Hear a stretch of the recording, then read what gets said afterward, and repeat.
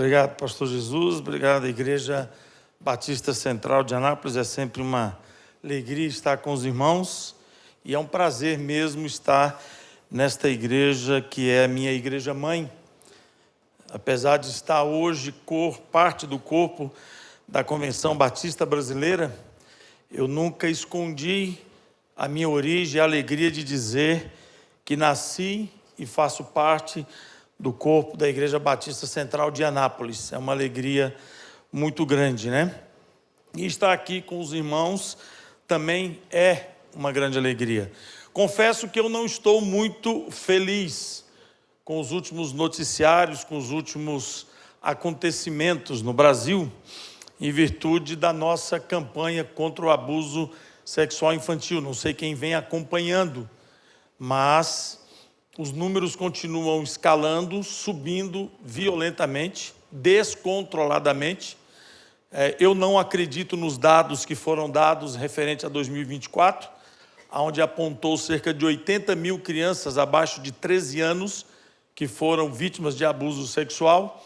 Se você quiser ter uma dimensão disso, se alugar o estádio do Maracanã, que é o maior estádio de futebol com capacidade de receber 78.838 pessoas, e colocar uma criança do lado de cada uma dentro das cadeiras do Maracanã, ele não comporta o número de crianças que foram abusadas no Brasil em 2024. Mas isso é números oficiais.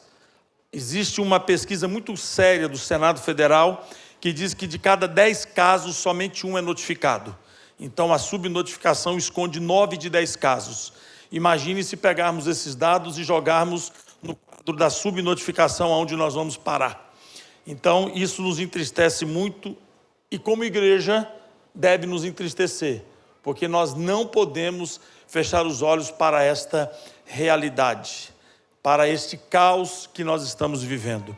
E eu gostaria de, antes de dar abertura na minha mensagem, com permissão do pastor Jesus, fazer uma oração nesse sentido. Eu estava dizendo ao irmão Arnaldo, eu fiz um vídeo no Instituto Nasce, e o Instagram bloqueou meu vídeo, ele derrubou ele não deixou eu transmitir.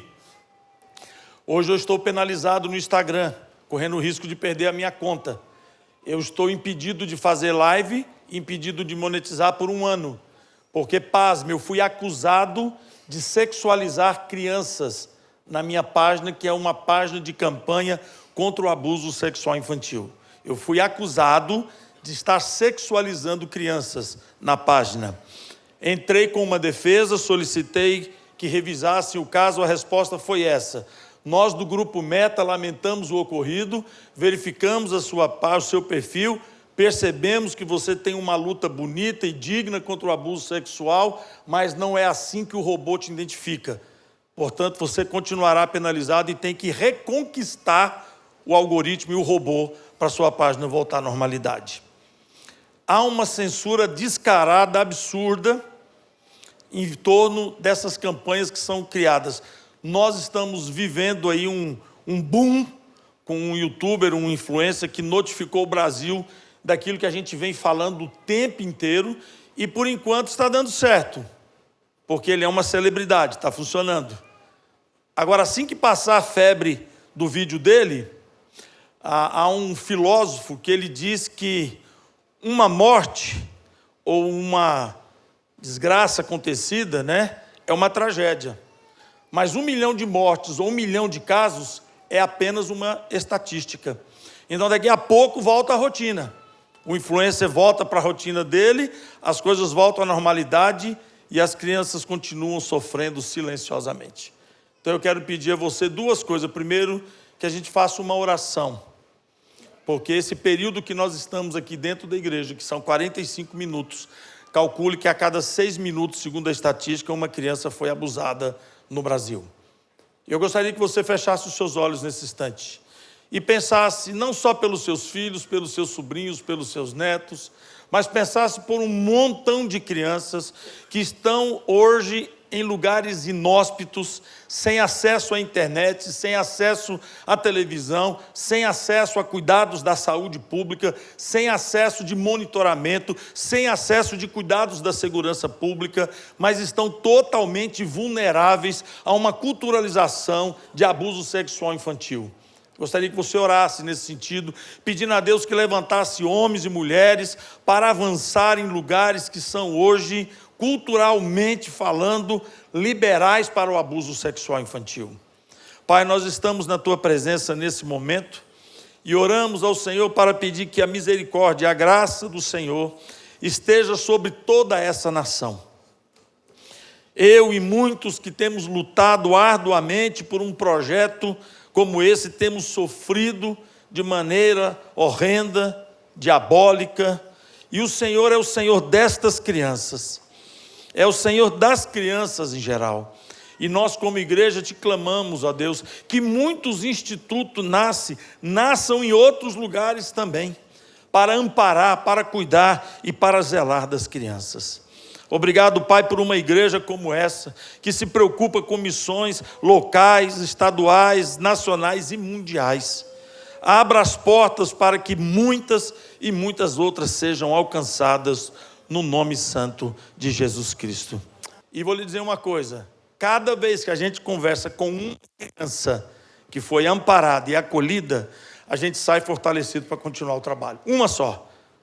Cada vez que você conversa com uma criança, que ela abraça você, chama você de tio, e volta a acreditar no adulto, que ela deixa de acreditar, porque quando ela é vítima do próprio pai, ela não sabe mais em quem acreditar. Ela não tem mais uma coluna, não tem um esteio, não tem um amparo. Quando é um avô, quando é um tio, quando é um primo, quando é um irmão. Porque 70% dos abusos acontecem dentro de casa. Como salvar uma criança que a mãe pede o pai para cuidar e ele abusa dela? Quando você vai falar para ela assim, vamos falar com o papai do céu, ela fala, papai? O primeiro gatilho que aciona nela é a figura do homem que destruiu toda a sua estrutura emocional. Portanto, nós não podemos, como igreja, deixarmos de focar nesse crime que está em volta das nossas estruturas. Além, é claro, fazer o que essa igreja faz, estar atenta, observar, criar regras e políticas claras de preservação, identificação, banimento e acolhimento. Isso é fundamental. Então, Deus abençoe os irmãos. Muito obrigado, pastor Jesus, pela oportunidade de permitir tocar nesse assunto. Mas é inevitável não dizer para vocês que há um cerceamento absurdo e pensando nas redes sociais os assuntos que não interessam ao senso geral. E precisamos orar para que isso não continue desta forma. Eu quero trabalhar com vocês nesta noite. Obrigado aí pela imagem posta, aqueles que puderam acompanhar e seguir, eu agradeço os irmãos. E também, se puderem divulgar para amigos, familiares, eu peço a você também que faça isso. Irmãos, eu quero pensar com os irmãos hoje um tema, um assunto que tem me chamado muita atenção, porque eu tenho percebido na nossa geração de hoje, nos nossos jovens, uma falta de preservação da fé. Assim, eu percebo que por poucas coisas eles cambaleiam no campo da fé. E aí eu comecei a perceber, não sei se é um fenômeno que está acontecendo por aqui, que as pessoas estão confundindo fé com expectativa. É preciso entender que expectativa é uma coisa e fé é outra bem distinta. Eu, por exemplo, nunca posso dizer assim, eu tenho fé que o meu time vai ganhar, principalmente sendo vascaíno. O máximo que eu posso dizer, eu tenho uma expectativa, que ele faça alguma coisa que não seja eu chorar. Você quer ver o que é expectativa e fé? No Reino Unido, um advogado que prestava serviço para uma senhorinha de 90 anos, se compadeceu dela, porque o advogado tem coração bom, e disse para ela, olha, não vou cobrar mais da senhora pelos serviços que eu faço para a senhora, que a senhora está muito idosa, tem 90 anos. A senhora tem só um apartamento, não tem descendentes diretos, então é melhor preservar esse imóvel e a senhora morar nele até a sua morte. Então, eu vou comprar seu apartamento, mas da seguinte maneira, eu vou lhe pagar 460 euros por mês, para a senhora ter uma renda, e fica no apartamento. E só depois que a senhora morrer, eu pego o apartamento para mim, porque não tem herdeiro. Vê que advogado sempre pensa no bem do outro. Hoje, quem paga a senhora é a viúva do advogado. Porque hoje, esse mês ela completou 121 anos. E o advogado morreu e ficou sem um apartamento. Ou seja, ele tinha uma expectativa de que iria ganhar um apartamento no Reino Unido. Mas a viúva do advogado tem que cumprir o contrato. E segundo a estatística de um real estate, de um corretor de imóveis, ela já recebeu 2 vezes o valor do apartamento. E continua firme e forte com 121 anos de idade. Então, se ele um dia pensou, eu tenho fé que terei um apartamento, ele esqueceu que era só uma expectativa. E nós precisamos entender que o texto de Hebreus, no capítulo 11, versículo 1 e 2, ele diz o que é fé e não o que é expectativa. E a fé, ela é um firme fundamento.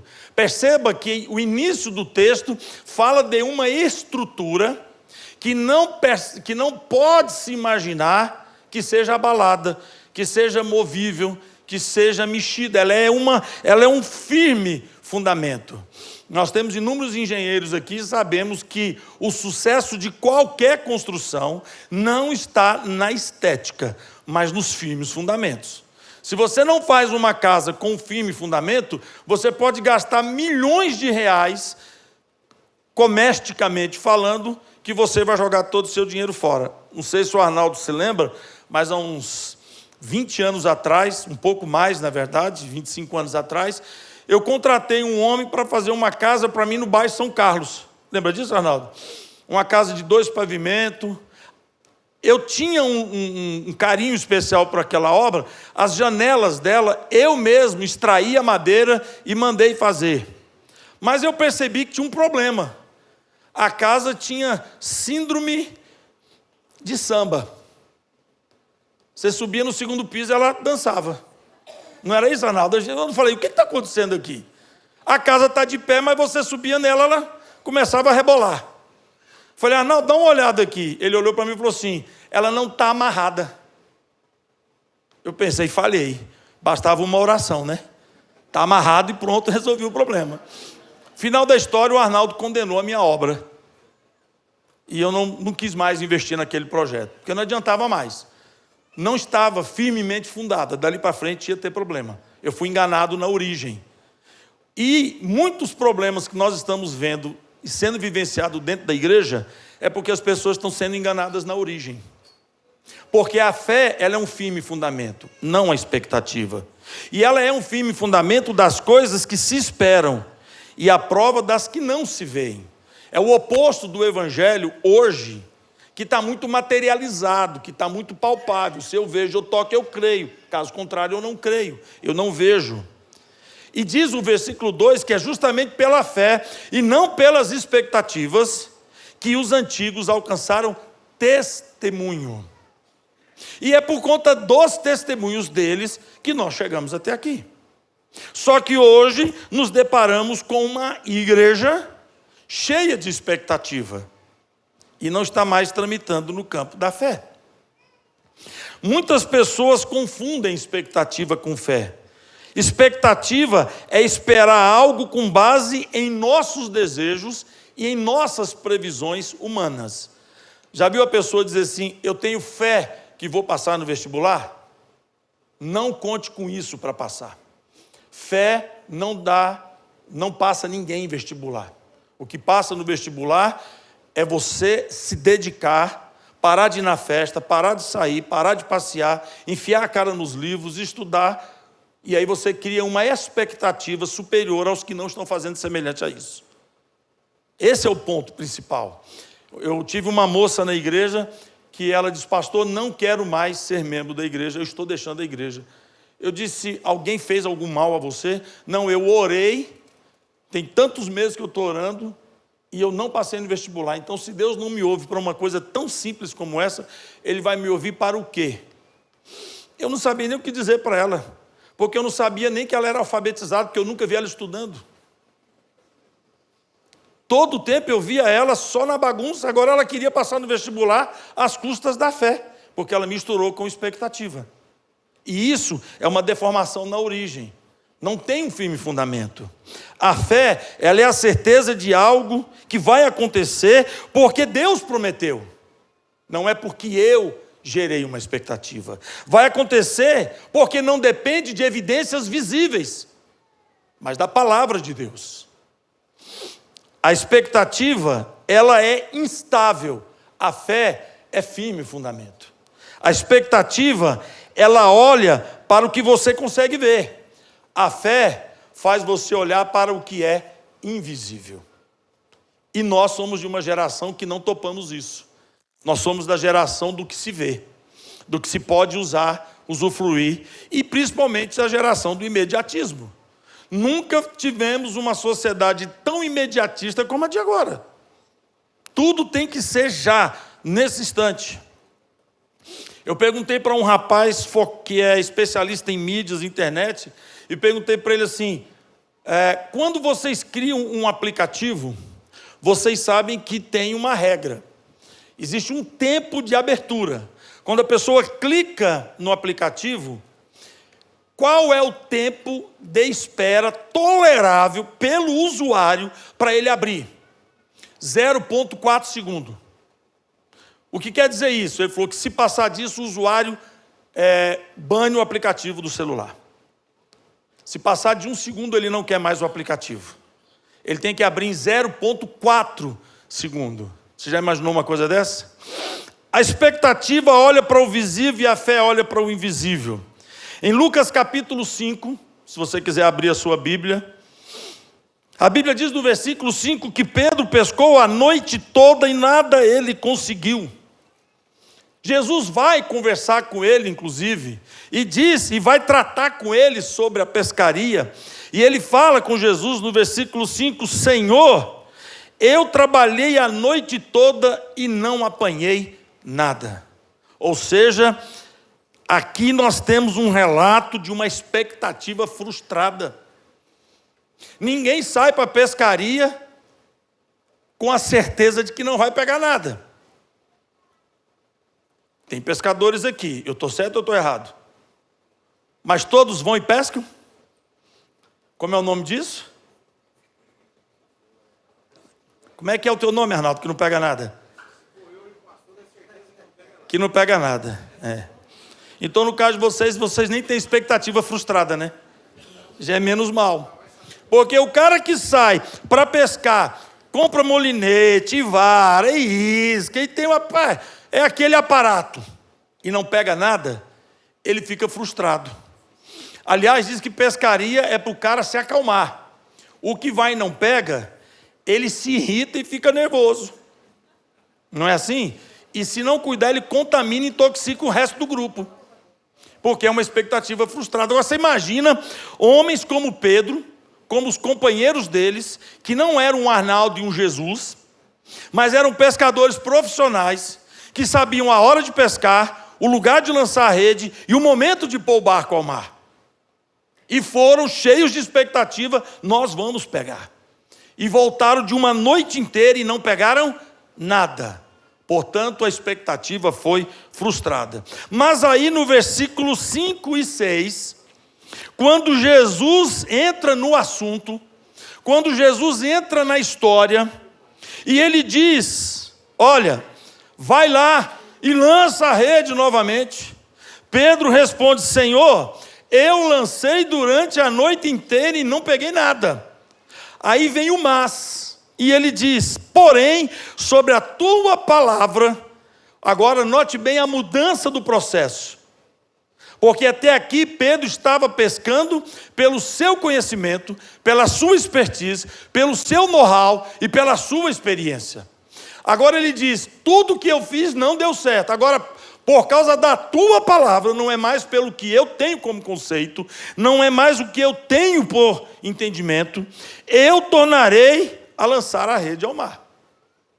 Mas que fique claro, é só porque o Senhor está mandando. Em outras palavras, porque não tem lógica. Em outras palavras, não faz sentido. Em outras palavras, quantos anos o Senhor tem de pescaria, Jesus? Quantas pescarias o Senhor fez? Para vir dizer para um grupo de pescadores profissionais que passaram a noite inteira pescando e não pegou nada, para voltar para o mesmo lugar e jogar a rede novamente. Porque o grande problema do ensinamento distorcido no fundamento, na base, é esquecer de dizer para as pessoas que Jesus não carece do conhecimento humano para transformar a realidade humana. E ele disse: volta e lança. E diz a Bíblia no versículo 6 que ele o fez como foi ordenado, e uma grande quantidade de peixe rompiam-lhes a rede. Ou seja, ele sai da expectativa e entra na fé. Todas as vezes que ingressamos em qualquer jornada por expectativa, pode até ser que dê certo, mas a chance de dar errado é grande. E quando vamos pela fé, até pode ser que soframos durante o caminho, mas é certeza que vai dar certo. A expectativa, ela se baseia na experiência passada. Alguém fez e deu certo, comigo também vai dar. Isso não quer dizer absolutamente nada.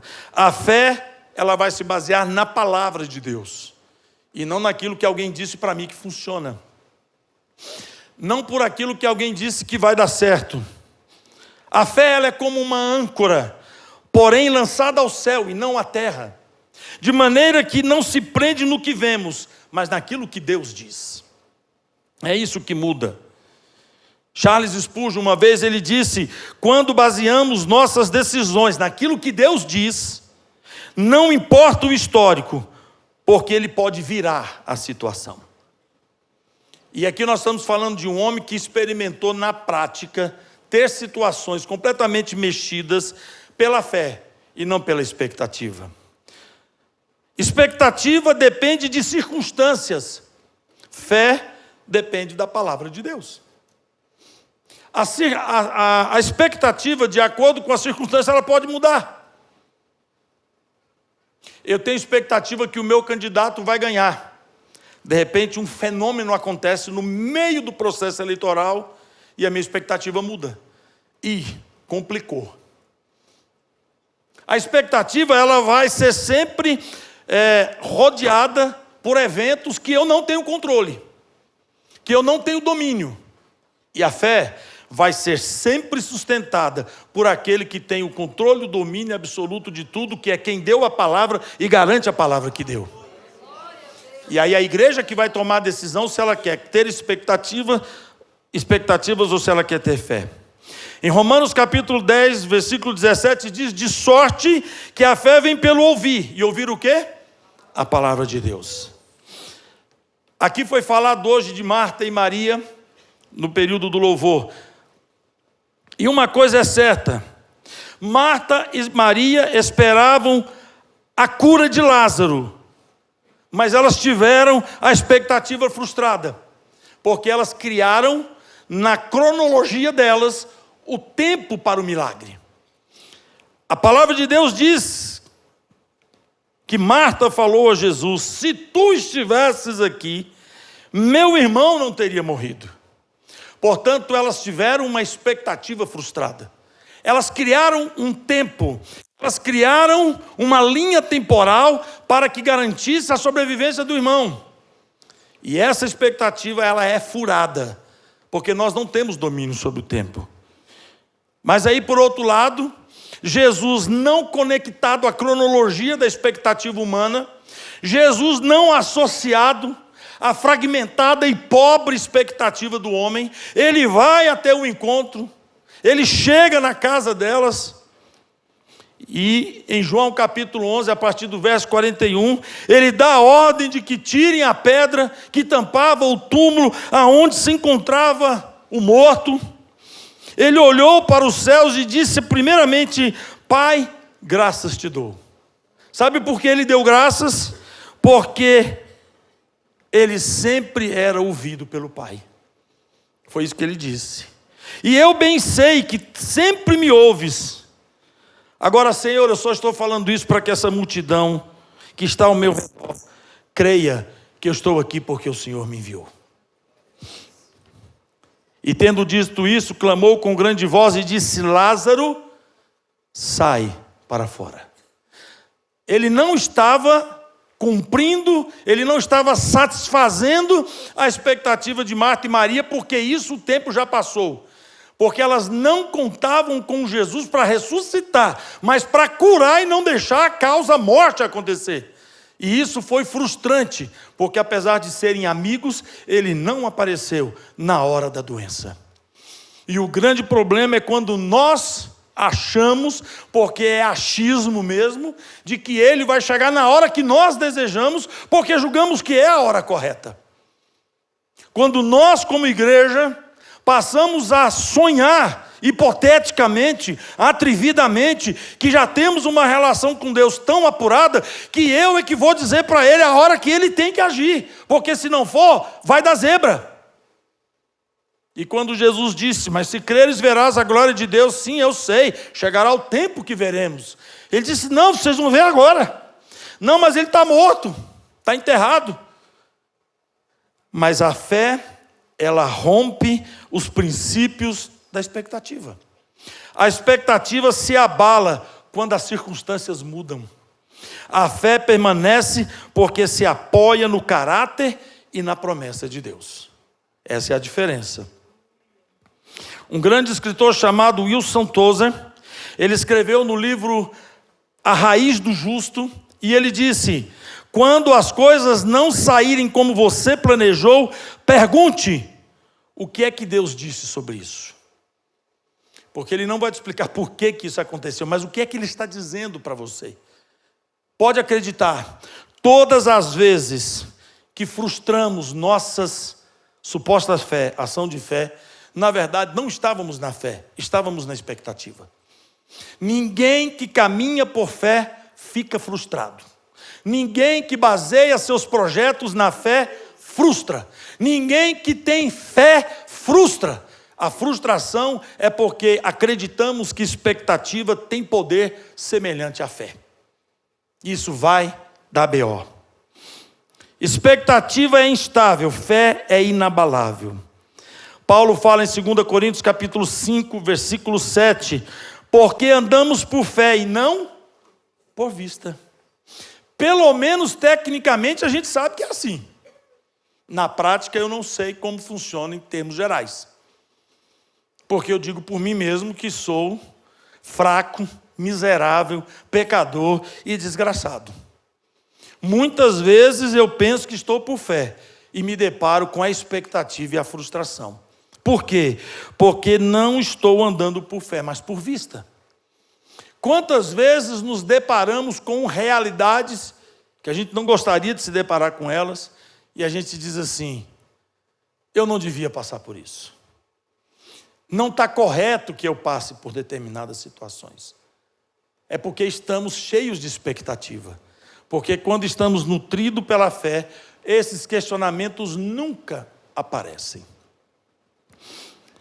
O povo de Israel queria entrar muito rápido na terra prometida. Mas eles desistiram. A expectativa deles foram totalmente frustradas por conta deles se depararem com alguns gigantes. Em Números capítulo 13, versículo 33, diz assim: os espias enviados para olhar a terra prometida. Vimos ali gigantes, filhos de Anak, descendente dos gigantes. E éramos aos nossos olhos como gafanhotos. E éramos também assim aos olhos deles. Esse é um relato do desânimo, da incredulidade, que teve consequências gravíssimas para o povo. Gravíssimas. Eles influenciaram, os 10 espias trouxe uma influência negativa, ruim, de uma expectativa frustrada. Recusou-se a entrar na terra prometida. E por conta disso foram vagar pelo deserto 40 anos. Pelo menos 1 ano para cada dia que os espias exploraram a terra. Porque tiveram expectativas frustradas. Quando foram enviados para olhar a terra, era para olhar com os olhos da fé. Eles não foram lá para sair de lá cheio de orgulho, somos maiores do que eles. Porque se tratava de um presente de Deus para os homens e não dos homens para Deus. E quando é de Deus para os homens, sempre vamos nos deparar com a grandeza da impossibilidade. Porque a ação será da grandeza do Deus do impossível. Nunca espere que Deus vá mostrar para você algo que seja muito fácil de ser conquistado. Você não precisa de Deus. Deus vai trabalhar com o seu povo sempre no campo da visão dramática e da impossibilidade. Porque Ele precisa fazer com que você saiba quem é o Deus que você está servindo. Quem é o Deus que você aprendeu a acreditar que Ele existia. Mas aí vem Josué e Caleb, 2 homens, que não arrefecidos pela expectativa, mas tomados por fé, firmes na promessa de Deus. Em Números 14:8, eles dizem o seguinte, note bem: se o Senhor se agradar de nós, então nos introduzirá nesta terra e nos dará terra que mana leite e mel. Aí os 10 vão dizer o quê? 2 loucos, 2 imbecis, desarmados, despreparados, desprotegidos, contra um grupo de homens que um só pisa em todos nós. Isso é o perigo da expectativa.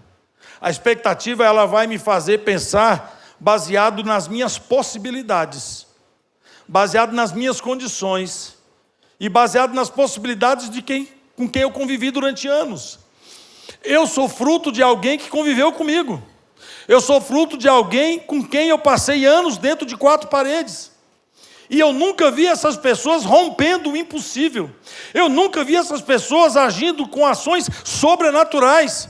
Eu nunca vi essas pessoas fazendo coisas que humanamente falando seria impossível. Portanto, todas as vezes que eu me deparar com situações humanamente inviáveis, a tendência é que eu diga é impossível.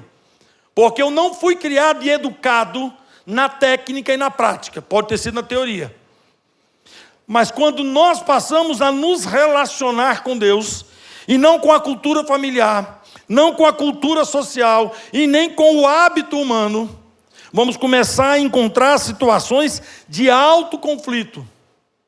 Mas se formos pela fé, vamos vencer e romper todos os gigantes.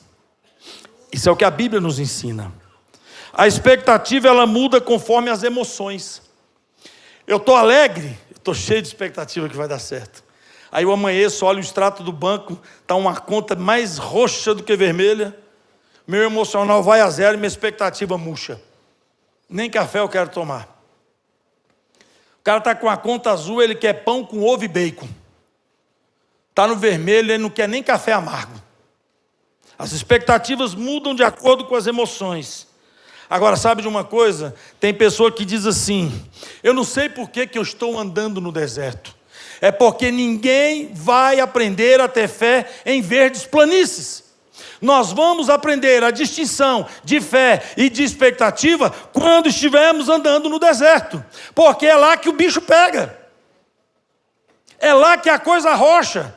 E é lá que você vai dizer assim: o que eu penso não adianta, o dinheiro que eu tenho não vale de nada, a casa que eu tenho não vai resolver, o meu dinheiro é um papel, é um lixo, mas o Deus que eu sirvo tem poder de restaurar, de modificar e de transformar. É no deserto. E a fé no deserto, ela permanece. E a estatística, até nas mais lindas campinas, ela se modifica. Imagine um barco à vela. A expectativa sem a fé é como uma vela sem vento. Não vai te levar para lugar nenhum. Mas a fé é como uma vela cheia, movida pelo Espírito Santo. Agora, nós não temos relação com o Espírito Santo. Como é que nós vamos ver o nosso barco navegar em águas tranquilas? John Wesley, uma vez, escrevendo no seu livro Os Sermões, que foi traduzido pela editora Vida Wesleyana em 2010, ele disse: a fé não nega a realidade, mas crê que Deus é maior do que a realidade. A fé não quer que você desacredite da realidade, mas ela vai fazer você entender que ela é maior do que a realidade. Esse é o ponto que nós precisamos trabalhar na nossa mente. Ou eu tenho fé, ou eu tenho expectativa. É simples. Pastor, eu tenho orado e a coisa não tem acontecido. Ninguém vai poder dizer para você por que a coisa não tem acontecido. Primeiro, porque ninguém tem o relógio de Deus na sua mão para dizer, está tanto tempo ainda distante do acontecimento. Mas, quem sabe, você poderia fazer um checklist e começar olhando, em primeiro lugar, se você está andando por fé ou por vista. Se você está cheio de fé ou cheio de expectativa. Porque expectativa frustra, fé aumenta a resistência. Porque quanto mais fé demonstramos em meio às crises, mais resistência nós adquirimos. Os nossos negócios que dão errado não foram feitos no campo da fé, mas das expectativas. Eu não orei para fazer. Eu estou orando para Deus ajudar a desfazer a lambança, mas para fazer eu não orei. Eu fui cheio de expectativa e ainda usei versículos até que me ajudasse. O mais clássico deles: tudo posso naquele que me fortalece. Aí depois, quando ele vê que quebrou a cara, que deu com os burros na água, aí ele agora vai orar. Primeiro ele foi cheio de expectativa, agora ele está enchendo-se de fé, porque viu que o barco está naufragando. Se ele tivesse feito o contrário, buscado a fé e deixado as expectativas por último, provavelmente, talvez não tivesse chegado aonde o desejaria ter chegado, mas pelo menos não estaria se esforçando para remar e chegar à beira-mar antes que o barco afundasse. O pastor Russell Shedd, uma vez, ele disse algo extraordinário. Ele deu uma série de conferências para nós em Santa Catarina. E uma frase que ele disse que ficou marcante, ele disse: olha, os crentes gastam muito mais esforço para fazer o errado, cometer a besteira e ir para o inferno do que gastaria para cometer o certo, o correto e ir para o céu. Lamentavelmente, pelo menos olhando pela minha vida, ele está certo. Porque uma frase que marcou dele, e eu mandei fazer um quadro, está lá no escritório, é que ele diz assim: olha, chegará o dia que todos nós nos apresentaremos a Deus como um pelotão que chegou da batalha. Faremos uma fileira e o grande general nos passará em revista. E o general vai olhar para o seu pelotão e vai ver, um está sem perna, outro está sem braço, outro está sem a mão, um está sem o olho, o outro está com a cabeça enfaixada. Estão tudo destruído. Mas o general vai olhar e dizer assim: que bom, vocês chegaram. Eu vou chegar faltando pedaços e cheio de marcas, mas chegarei e me apresentarei diante do meu general. Ele disse: essa é a lida dos que caminham por fé. Não quer dizer que será fácil, não quer dizer que não nos arrancará pedaços, não quer dizer que não nos arrancará lágrimas, choros e sofrimento, mas quer dizer que nos nutrirá de tal maneira que mesmo mutilados, mesmo sofridos, mesmo estraçalhados neste mundo, chegaremos diante do Pai e o general vai dizer: você combateu o bom combate, por isso esse aqui é o seu lugar. Mas para isso é preciso andar por fé e não por expectativas. Sabe por que nós temos povos não alcançados? Porque a igreja está caminhando em expectativas e não por fé, porque já temos poder suficiente de alcançar todos os povos não alcançados. Eu fiz umas contas com o diretor da Junta de Missões Mundiais da Convenção Batista. Nós temos 1.900 missionários no mundo. A cifra que se arrecada na Junta de Missões Mundiais, ela é milionária para sustentar esses 1.900 missionários. Vocês que são uma igreja missionária devem presumir o valor que precisa. E nós fizemos uma conta. Se cada crente batista Só os da Convenção Batista Brasileira. Nem vou somar os da Batista Nacional, da Batista Pioneira, da Batista Independente. Não, só os da Batista Brasileira. Se cada crente batista desse R$10 por ano, faria 2 vezes o orçamento que ela faz com campanhas de missões mundiais. Sabe por quê? Porque somos uma igreja cheia de expectativa. E muitas vezes com um discurso fragmentado e mentiroso. Porque a gente diz que ama missões, mas é preciso fazer campanha para ter dinheiro de missões. Nada contra, Deus o livre, aqui tem o DEPAN e faz muito bem. Mas o trabalho do DEPAN é fazer você amar. Porque o dia que você amar, quando o DEPAN chegar no dia da campanha de missões, já vai ter o valor que é o alvo. Porque aí é amor, é fé, não é mais expectativa. Eu digo isso na igreja, irmãos, porque é que nós temos que reservar um momento do culto para tirar dízimo e oferta. Até hoje eu não entendi. Eu tenho crise comigo até hoje. Por que é que temos que separar um momento para tirar dízimo e oferta? Se eu amo a obra, se eu sei que Deus me deu condições, nutriu-me financeiramente, me fez próspero, e eu não sou uma barragem, eu sou um canal, Deus quer me usar, eu tenho que chegar na igreja pronto, e o gasofilácio tinha que estar lá do lado de fora, e já deixar lá quando eu entro. Mas não sei se é o caso daqui, mas tem igreja que tem que cantar para amassar o emocional do cara. Tem igreja que o pastor tem que dar uma palavra cheia de texto para dizer: é importante que você dizime a oferta. E pode acreditar, o cara que não dizime na oferta é o que é capaz de chegar na igreja e tem 50 lâmpadas, só uma apagada, e ele vê a que está apagada. O cara que não dizima na oferta, não contribui para missões, é crente de expectativa, não é crente de fé. É o crente que chega depois para reclamar para o pastor: pastor, não tinha papel higiênico no banheiro. Um pastor humilde como Jesus vai dizer assim: vamos providenciar. Se fala para mim, eu digo assim: use o da sua casa. Eu fiquei numa igreja uma vez, 3 meses com a luz do púlpito queimada. Com raiva. Eu subia e aquela miserável apagada. E eu pregando. Subia, até que um dia, um irmão chegou para mim: pastor, essa luz queimada está me incomodando. Eu falei: então é você. O quê? Eu estava pedindo a Deus para levantar um diretor de patrimônio na igreja. Se o irmão foi o único nesse grupo inteiro que se indignou com o mal, Deus está te levantando para corrigir. A partir de hoje você é responsável pelo prédio da igreja. E sabe o que aconteceu?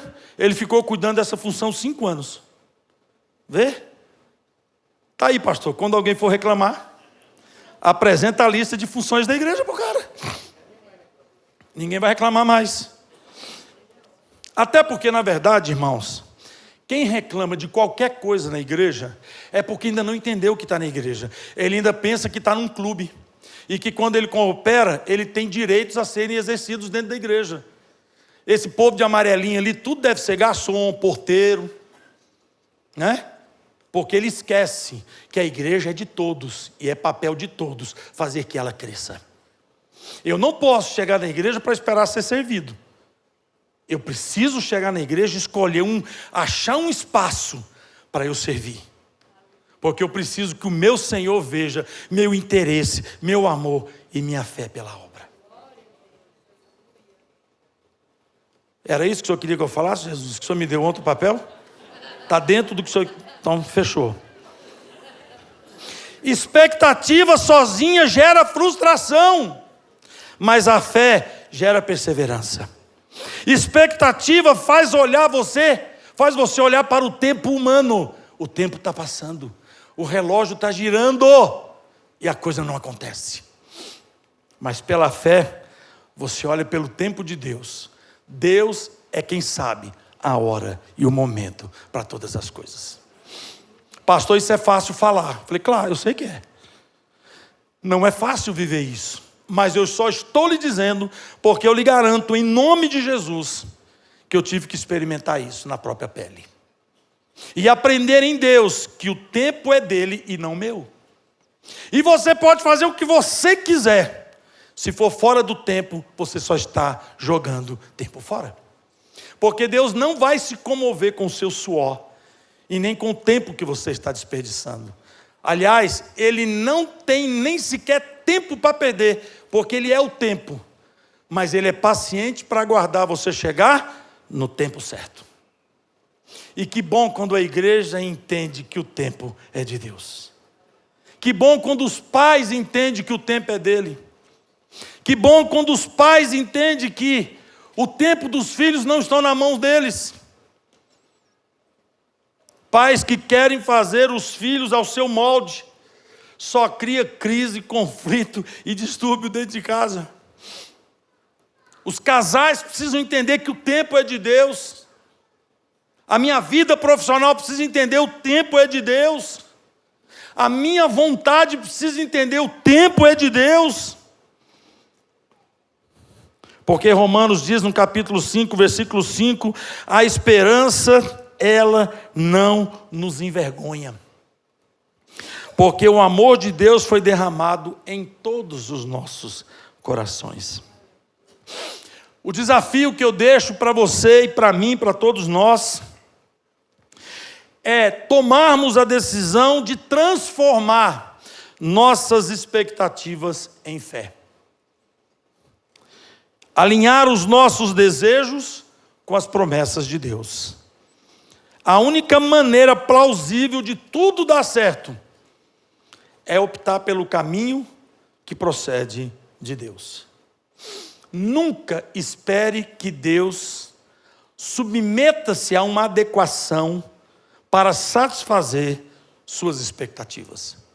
Entenda, você tem que se moldar para entender a profundidade da soberana vontade de Deus, para que pela fé você alcance aquilo que está proposto da parte de Deus para você e para sua casa.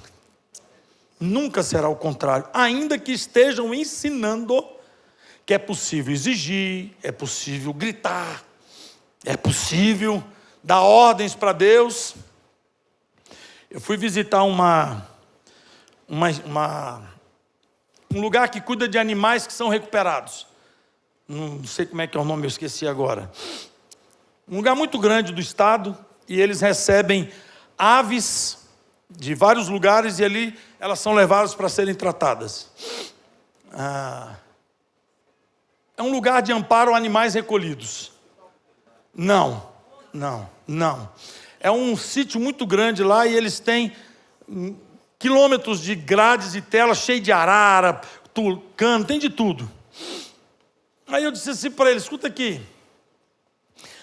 por que vocês não soltam essas araras, esses papagaios, já que estão tratados e estão tudo curados? Falei, rapaz do céu, você tem noção da baderna que vai virar?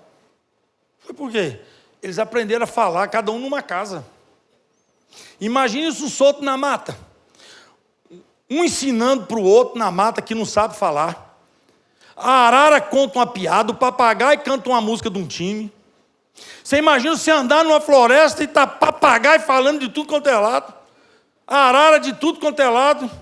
Eu disse, rapaz, entendi a desordem que está a igreja.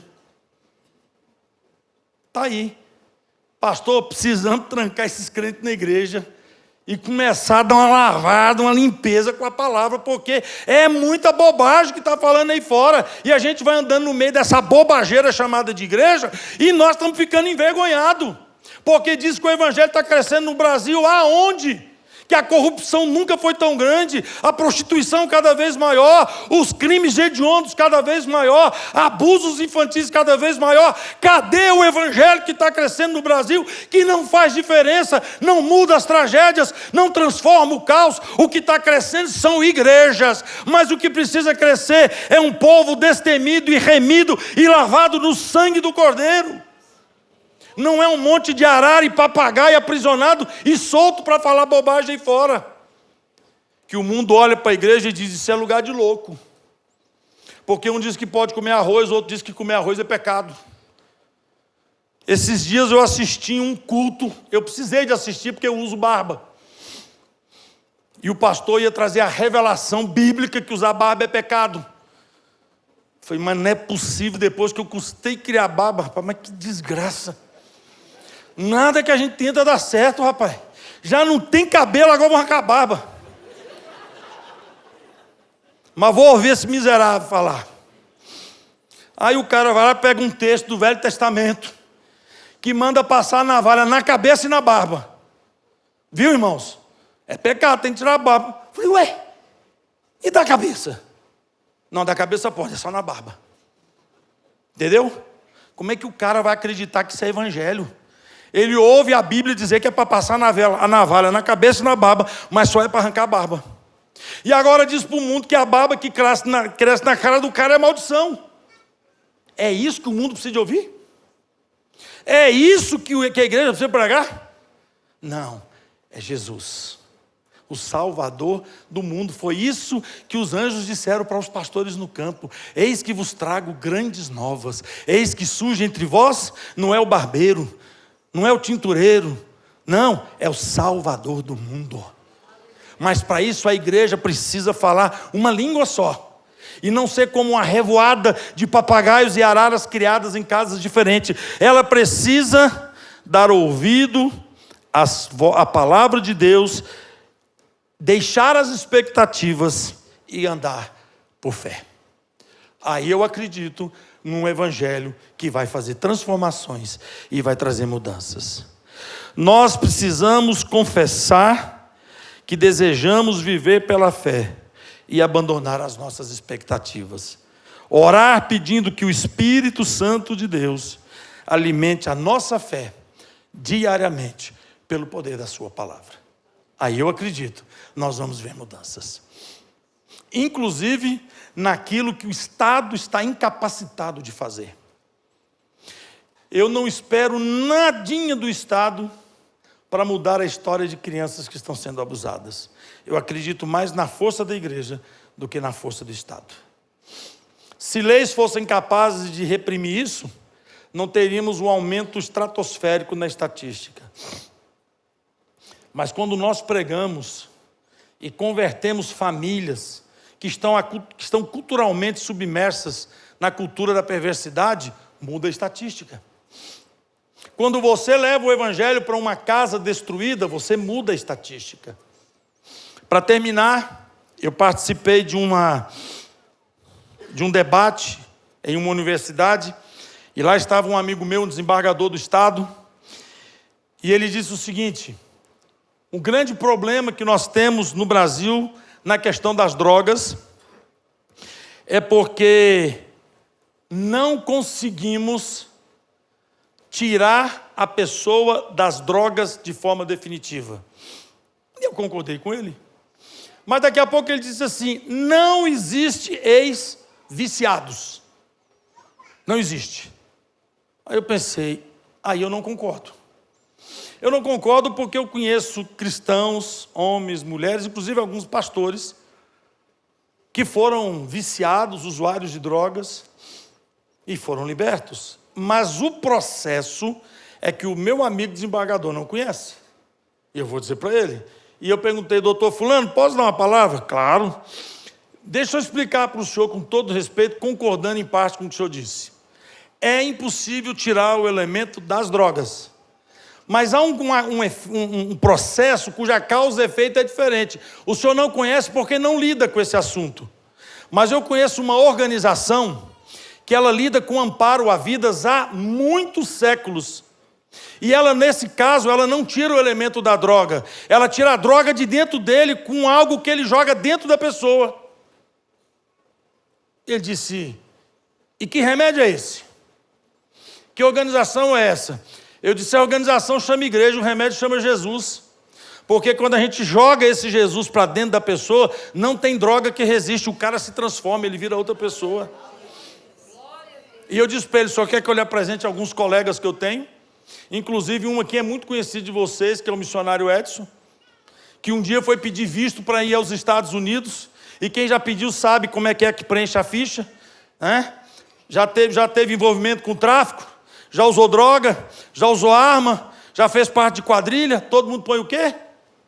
Não. E o Edson pôs? Sim. Aí a mulher do guichê olhou e falou assim: isso aqui foi o senhor que preencheu? Foi, ué. Mas o senhor pôs sim. Ele falou: e a senhora queria o quê? Que eu mentisse só para ganhar um visto? Eu fui tudo isso aí, mas eu não sou mais, porque Cristo transformou a minha vida. A mulher disse: pode buscar seu visto mais tarde. E muitos que disseram não, ela recusou o visto. Porque a ação tem que vir de dentro para fora. E a igreja que vai fazer diferença não é a que está aparentemente perfeita, mas a que está internamente envolvida com Deus. Aí não importa a denominação dela, ela vai fazer diferença. Então eu resumo e finalizo dizendo: o que nós precisamos é andar por fé, não por vistas, fortalecer a fé e não as expectativas. E que Deus te abençoe, abençoe sua casa e abençoe a sua família, em nome de Jesus Cristo.